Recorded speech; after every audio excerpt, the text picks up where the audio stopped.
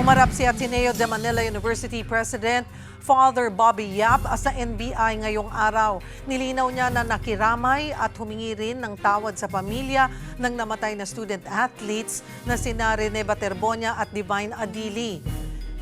Live na magbabalita si Mobile Journal Arles de los Santos. Arles.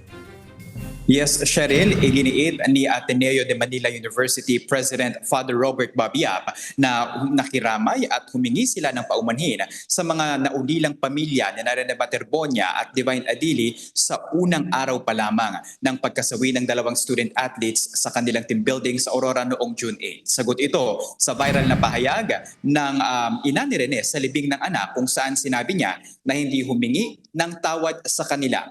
Narito ang kanyang pahayag. I would like to say that we have been since day one with the Baterbonia and Adili families. We have condoled with them, we have apologized, we continue to condole with them, we continue to apologize.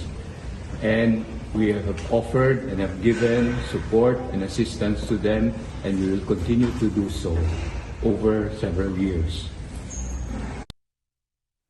Sinabi ni Yap sa kanyang pagharap sa National Bureau of Investigation o NBI ngayong araw para sa pagpapatuloy ng investigasyon kaugnay ng pagkasawi ni Adili at Baterbonia sa team building activity ng Ateneo Men's Basketball Team 3 linggo na ang nakalilipas. Inaasahang isinumite ni Yap, Cheryl, ang mga tala at dokumento kaugnay ng nasabing team building activity. Siya rin ang huling personalidad na ipinasampina ng NBI mula sa Ateneo admin.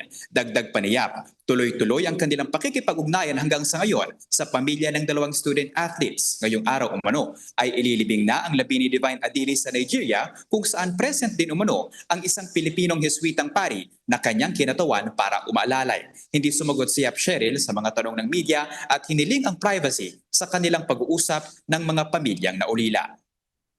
Cheryl, inaasahan na sa susunod na linggo ay isusumite ng National Bureau of Investigation o NBI ang kanilang full report sa Department of Justice bilang resulta ng kanilang 2 linggo na investigasyon. At dito pa rin, Cheryl, sa NBI, inaasahan na ngayong hapon ay isasampa na ang reklamong qualified human trafficking laban sa mambabatas na si Mike Defensor mula sa mga kinatawan ng NBI. Cheryl.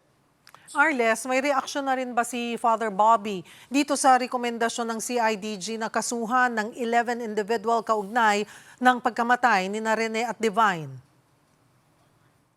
Yan ang sinubukan natin, Cheryl, na makuhang tugon mula kay Father Bobby, pero hindi siya sumagot dito sa kahit anong tanong ng media at agad na sumagay ng elevator palabas ng NBI compound. Pero Cheryl, matatandaan natin sa unang press conference ng Ateneo mula nang mangyari ang tinatawag nilang tragic accident na ito, ay sinabi ni Yap na handa silang sagutin ang mga reklamo na ihaharap sa kanila at maging pagtatama sa anumang kamalian na makikita ng mga otoridad at anumang lalabas sa investigasyon. Cheryl.